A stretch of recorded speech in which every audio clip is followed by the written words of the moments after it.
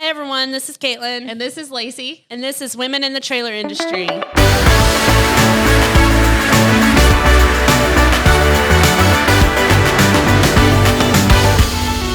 Today we're going to talk a little bit about how to overcome stress in your day-to-day, kind of what we've experienced over the past month, and, really how we, I guess, came above that or struggled through it, whichever both. way. Yes.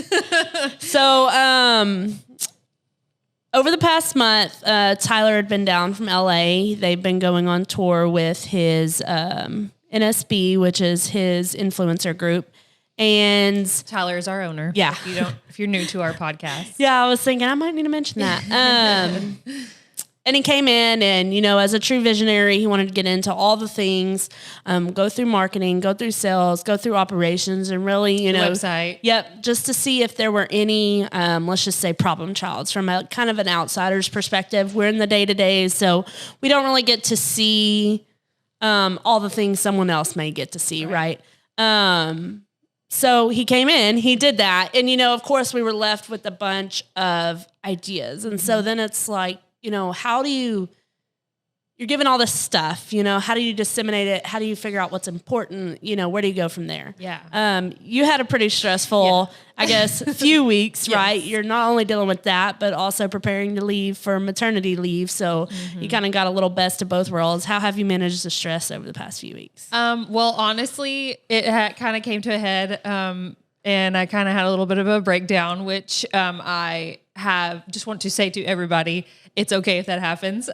Just what you do with that kind of breakdown is what's important, right? So Tyler came in and gave us some really good ideas. The thing about the ideas is you have to figure out what kind of needs to be prioritized to help you move your business up. And so for me, so we got good ideas on our website. We got good ideas on our marketing. We got good ideas on our sales.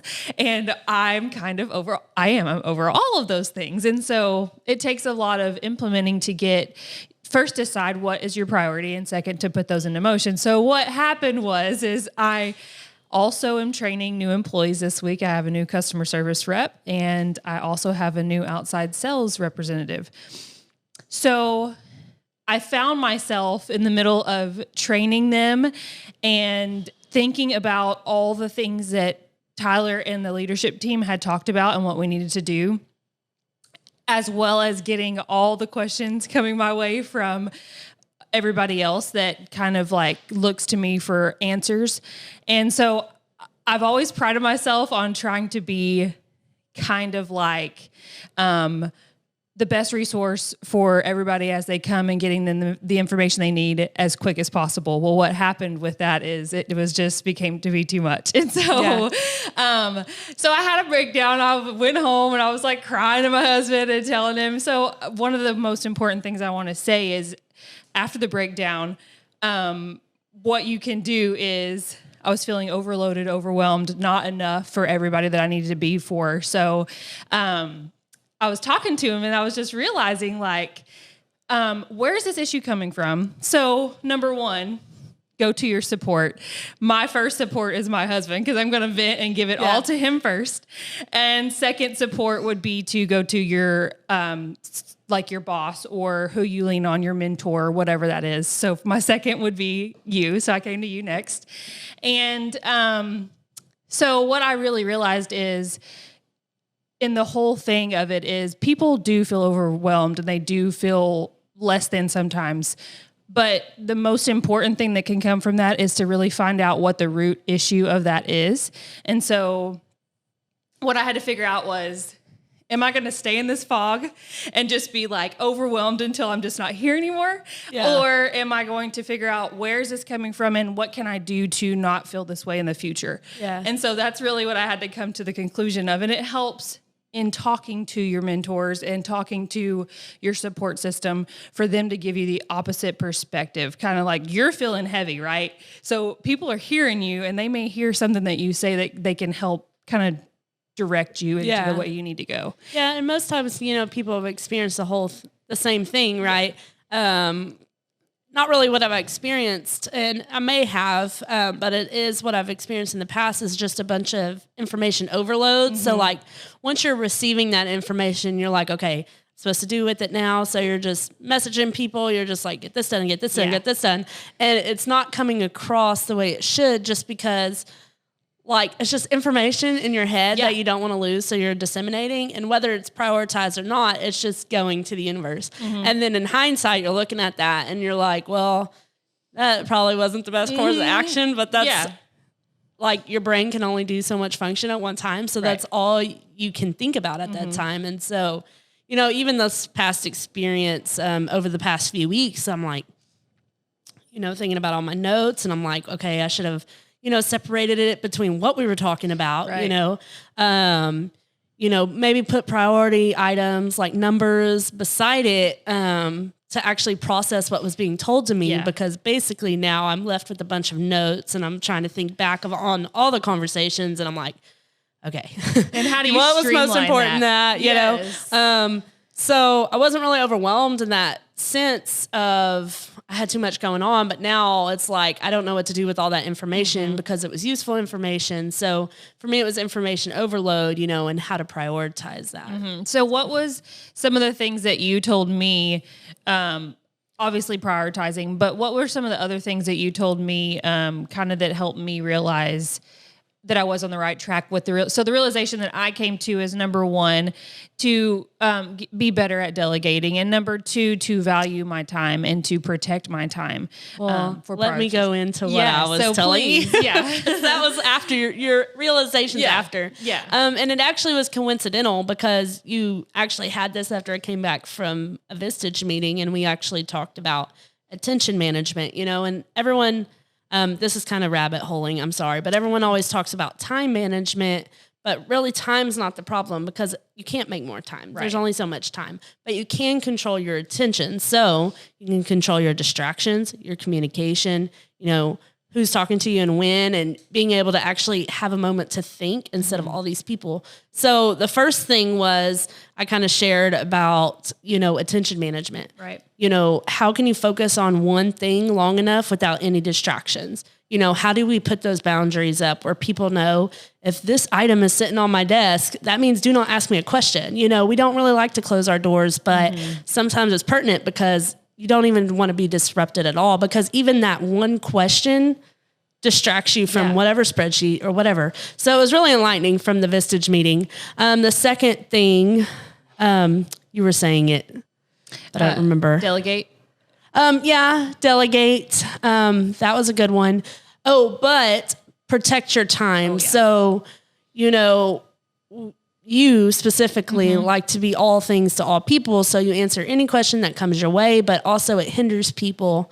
Because they're asking you for a reason, and whether they realize it or you realize it, they don't know how to get it to that answer themselves, or they're afraid to make that decision. Right. So they're asking that. And these are the simple ones, you know, just, you know, maybe not pricing, but just operational. Can I do this for the customer? Blah, blah, blah, blah, blah. But protecting your time in that sense, like how can you, basically what you took from it doesn't really fix anything, but how can you empower them to make those decisions on their own instead of coming to you for the beck and call? Like you're happy to help them, but you only have so much time in the day too. And so people have to understand that because it is sales, it is marketing, it is customer service, it is all the things, you know? So that was the second. I don't know, was there a third? I think that was just the two main ones that I needed to. Well, really and the third on. is you were doing a good job. I mean, I know it's hard to see that when you're just so overwhelmed with all the information and all the things you have to do. And, you know, you do see how you're probably failing some people, but like overall, I mean, if people don't understand, especially now with all the sickness, all the stuff going on, that give some people some grace, have a conversation about it, you know, some transparency about it, and just kind of go from there. And that's good that you say transparency too, because I think what also that I had to realize is that I needed to be transparent on what they could expect from me. And I needed to change that trajectory. So up to this point, it's been not easy, but I've been able to kind of accomplish them being able to expect that they're going to get either an answer or a document or whatever that is from me quickly, like within the day. And so I needed to set a new expectation, because as my umbrella grows, I'm going to be able to do less of those in so quickly. So I needed to change that expectation to, okay, well, if you can't find it, I'll get it to you, but I'll get it to you on this day, because I have this to finish first. And so to kind of change a mindset of what they expect from me, because I am a good resource, but people can only do so much. And so that was something that I have to change moving forward. Yeah. And how can they become their own resource? Exactly. You know? So I have a question for you, and you may not know the answer to this at this moment, but let's say you have this list and you have those expectations sent, but what if, I give you something that's due tomorrow and you have 4 other things that are due tomorrow? Like, how would you tackle that, So I think it just depends on, number one, figuring out how important is it? So if it's going to be the most important for the company, I think that's number one, is figuring out what is most important for the company. You want to have your team be able to rely on you and to know that you're a good resource, but they also have to realize that you are trying to keep the company's best interests in mind. So you're making priorities for the company, and they're your priority too, because they're part of the company, but there might be something more important that jumps in line. Yeah. And so that just it's a weighing it out. And I think anywhere you go, you unfortunately have to be adaptive. Things pop up, bosses come in, right? They need to know, and it sucks, because it train wrecks your entire plan, but it's not long-term, or it shouldn't be. So, really discussing through those. One kind of thing that came up that Tyler gave me some feedback on, and which I've learned through the years, but not necessarily shared, is, right now when he calls, we answer, right? Mm-hmm. He's the boss. We're going to be there. Right. But if we're in the middle of something, and this is kind of what he enlightened me that I hadn't shared, we need to tell him that, because that he would understand that you're in the middle of something. So in one situation, you were training customer service, and then he called and he was like, okay, I need you to look at all this marketing, blah, blah, blah, blah, blah, blah, blah, blah. And you're like, you had told me a story how you were like, okay, let me turn that brain off. Let me turn on this brain and function, and you did, I think at the end, be like, that's all I got for you. Yeah, I got nothing else today. Yeah. If he would have written that down and come back to it, and that's not really who he is, right? But he would have realized he would have gotten more useful information from you than you trying to shut off one side of your brain and talk and go to another thing. Yeah. So that was some feedback he gave me.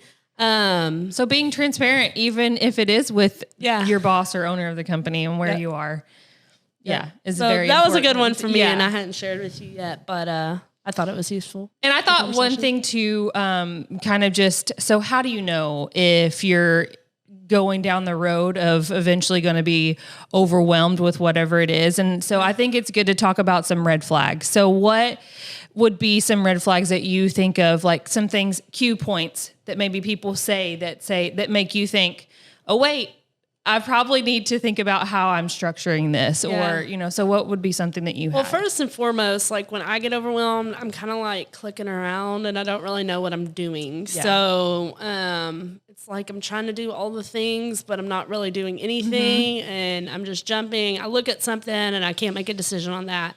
And I think I had read something one time, and it was like, people don't make a decision on something because they're either scared of failure, or it was something else, but it was really great. So I'll have to come back to that. But that really sticks with me every time I'm like failing to make a decision, because am I scared of like making the wrong decision, failing, or, what is my holdup there? But so a red flag for me is kind of when I'm like pushing buttons and I'm not really doing anything. Yeah. And so then I'm like, okay, let me take whatever's in my brain and go write it down somewhere else. I had to do that the other night because I was like, I got to get this done and this done and this done and this done. And I'm never getting this accomplished. And so I was like, I'm writing it in my phone. I'm done. Yeah. Like, I can't do it anymore, or else I'm going to die. Yes, exactly. But it's just one of those. It's been less. Also, just a boundaries thing. Before Tyler left, we had a discussion, and I mean, it doesn't mean it's completely blocked off all the time, but like I do want to be more present for my family and things like that. So it was just kind of like, hey, most times after 5, it's going to be kind of shut off, and I might still be doing things, but it's kind of on my time, because I do want to make that an important thing. And he understood that completely. But I see you sending me things at like midnight, and I'm over here like, this girl does not stop. And if that's, you're prepping for something, you're prepping for something big. Of my life right now. Yeah. So. And so that's fine. But my advice would be there just not to make that long term, Yeah. Well, it's not sustainable long term, because then you do hit these points of like, and I think that's the one thing too that my husband kind of pointed out. So your family can point out to you that you don't see is like you're running yourself too thin on all fronts. Like, right. So you need to make some boundaries, Yeah. And so, I mean, and you even said it yourself in that conversation you had with me. It was like, I'm going to bed at like 2, I'm waking up at 5. Yeah. And I'm like, okay, well, I was trying to get me some sleep when I was pregnant. So not be doing all that, which I'm sure I was. But I know like the brainwave of what you're going through right now. Yeah. So I think too, I will say real quick, that one red flag for me too was just feedback from my team. Yeah. So the feedback that I got, and I didn't ask any questions, it just kind of hit me in the face that somebody had said, what are you going to do when or what is everybody going to do when you're gone from maternity leave? And somebody, another person on the team said, we have no idea. And it kind of like just, in one way that can make you feel good because people need you. But another way, like it hit me in the face, like, wow, I've not set up the structure to have everybody be as self-sufficient as what they need to be. Yeah. And so I need to do a better job of having them kind of stand on their own 2 feet and figure out the stuff that they can. And we've talked about this a lot, giving them the resources to find the things that they need to find before they come to me with it. Yeah. And so that was one thing that you can listen to your team, listen to what they're saying and, take it in and what does it mean? Yep. And go from there. And that useful feedback. Because you may not see what you're doing, right? Because you're doing it, you're trying to get it all disseminated, you're trying to get everybody working on the same page, but you don't realize when you're sending it and how you're sending it and how it's coming across in text message and all this good stuff. So, just to recap, just some things that I have found, and I had gone to you for advice, and it was really good advice. So if you're feeling overwhelmed, go seek out support, number 1. Your mentor. Yes. And then figure out what the root is, why you're feeling that way, and try to change that path. And so you're not back to that in, let's just say 2 months. Like you're not spinning this wheel, that's over and over. You're fixing the problem. Absolutely. So that's all we got today. Yeah. We hope you found some value from that, and we'll see you next time. Like and subscribe anywhere you follow us. And also don't forget to check out Full Send with Juan. He's on every week as well. Another good informational podcast to be following with the Trailer Parts Outlet. Thank you guys for your support. Bye. Bye. All right.